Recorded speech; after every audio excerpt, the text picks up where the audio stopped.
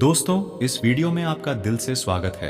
एक बार एक युवक गौतम बुद्ध के पास आया और गौतम बुद्ध से बोला कि हे बुद्ध, मेरे मन में इतने गंदे विचार क्यों आते हैं? मैं नहीं चाहता कि मेरे मन में गंदे विचार आए, पर मेरे मन में हमेशा काम वासना के विचार चलते रहते हैं और मैं इनके बारे में सोच सोचकर बहुत परेशान हूं। मेरी ऊर्जा और समय यह सब सोचने में ही नष्ट हो जाता है और इन सब के विचारों की वजह से मैं कभी भी शांत नहीं रह पाता और मैं हमेशा ही स्त्रियों को देखकर मोहित हो जाता हूं। अपने आप को रोक ही नहीं पाता। बुद्ध मुस्कुराए और उन्होंने उस युवक से पूछा, क्या तुम्हें पता है यह काम वासना होती क्या है? फिर उसने ने उत्तर दिया और कहा, बुद्ध, मैं यह तो नहीं जानता कि काम वासना होती क्या है, पर हाँ, यह जो भी है बहुत बुरी चीज है।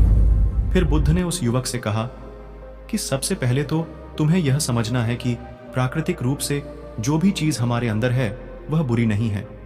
हमारे जीवन में उसकी कुछ ना कुछ जरूरत है। वासना कोई बुरी बात नहीं है।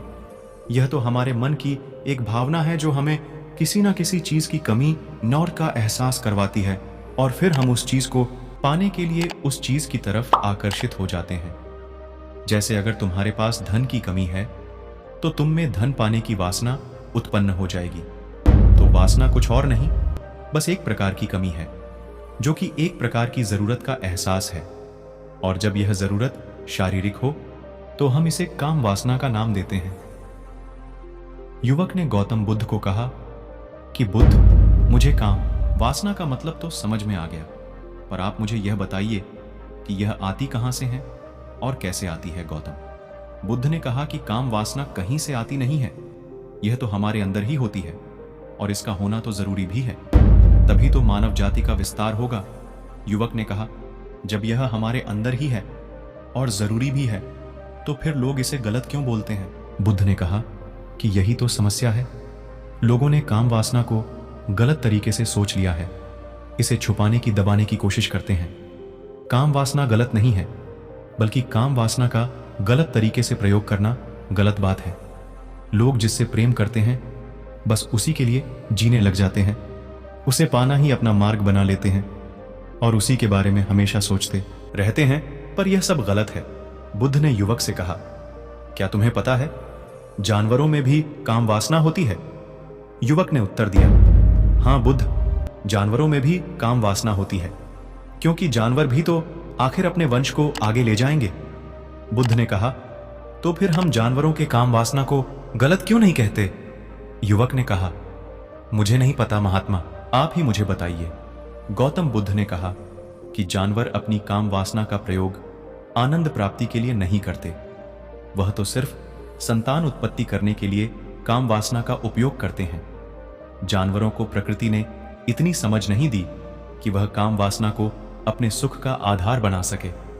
मनुष्य अपनी समझ के बलबूते पर प्रकृति में पाई जाने वाली प्रत्येक वस्तु को अपने सुख के लिए प्रयोग मौन करता है। हम इंसानों ने ही काम वासना को अपने सुख का साधन बना लिया है, जबकि प्रकृति ने तो हमें अपने वंश को आगे अग्रसर करने के लिए दिया था, लेकिन इंसानों ने इसे अपने जीवन का परम लक्ष्य बना रखा है और इस तरह से काम वासना का आ जाना गलत है। युवक ने पूछा, महात्मा जी, यह काम वासना हम पर हावी क्यों होती है? क्यों यह हमेशा क्यों आ जाती है?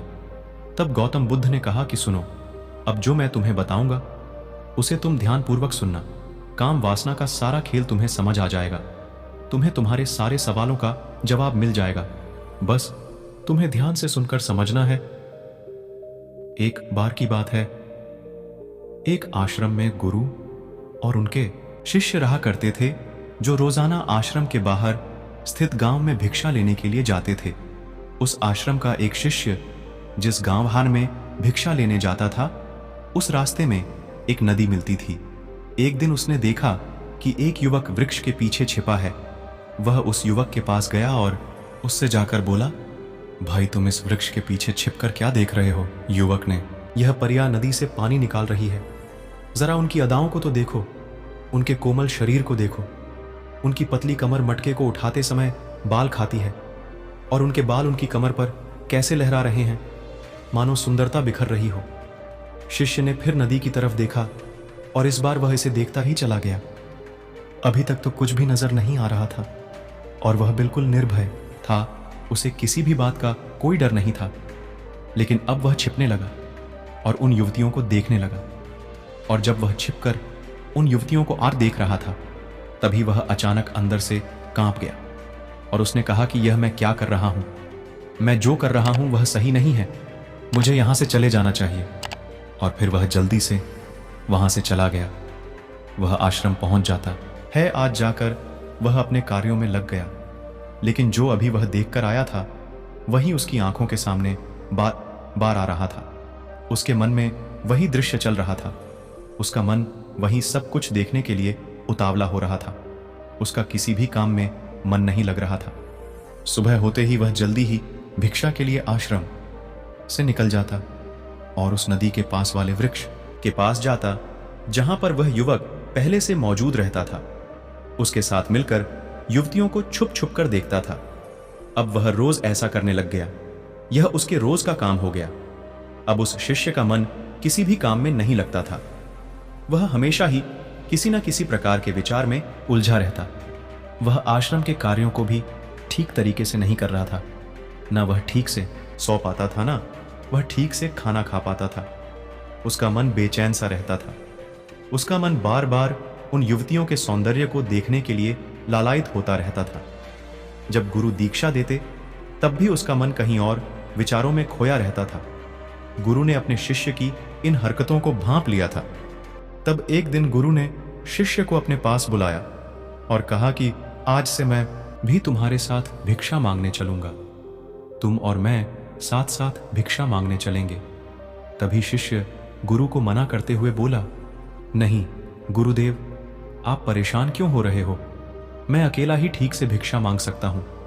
गुरु ने शिष्य से कहा कि ठीक है, तुम अकेले ही भिक्षा मांगने जाओ। शिष्य तुरंत वहां से भिक्षा मांगने के लिए निकल गया। उसके जाने के बाद गुरु भी आश्रम से निकल गए और शिष्य का पीछा करने लगे कि वह कहां जाता है, किससे मिलता है। यह सब देखने के लिए उसके पीछे पीछे चलने लगे। कुछ आगे जाने के बाद गुरु ने देखा कि उनका शिष्य एक युवक के साथ एक वृक्ष के पीछे अपराधी की तरह छिपा हुआ है और छिपकर कुछ देख रहा था। गुरु भी अपने शिष्य के पीछे गए कि आखिर उनका शिष्य किसी चोर को चोरी करते समय रंगे हाथों धर लिया हो। उसकी हालत खराब हो गई। वह कुछ भी नहीं बोल रहा था। उसके मुंह से कुछ टूटे फूटे शब्द ही बाहर निकल रहे थे। वह अपने गुरु से नजर भी नहीं मिला पा रहा था। गुरु ने शिष्य की तरफ देखा और कहा कि रा शिष्य तो निर्भय था, उसे तो किसी भी चीज का डर नहीं था। लेकिन यह क्या, तुम तो डर के मारे कांप रहे हो। शिष्य ने गुरु से कहा कि मुझे माफ कर दो गुरुदेव, मेरा इसमें कोई दोष नहीं है। उस युवक ने मुझे बहका दिया था, लेकिन आपसे मैं वादा करता हूं कि आज के बाद मैं ऐसा कभी दोबारा नहीं करूंगा। मुझे माफ कर दो। गुरु ने शिष्य से कहा कि कोई बात नहीं, पर इस बात का तुम ध्यान रखना कि हम जैसी संगति करते हैं वैसा ही फल हमें मिलता है। दोस्तों, उम्मीद करता हूं कि यह कहानी अच्छी लगी होगी। अपने परिवार और दोस्तों के साथ जरूर शेयर करें, लाइक और सब्सक्राइब करें। मिलते हैं एक और नई वीडियो में। तब तक के लिए दिल से धन्यवाद।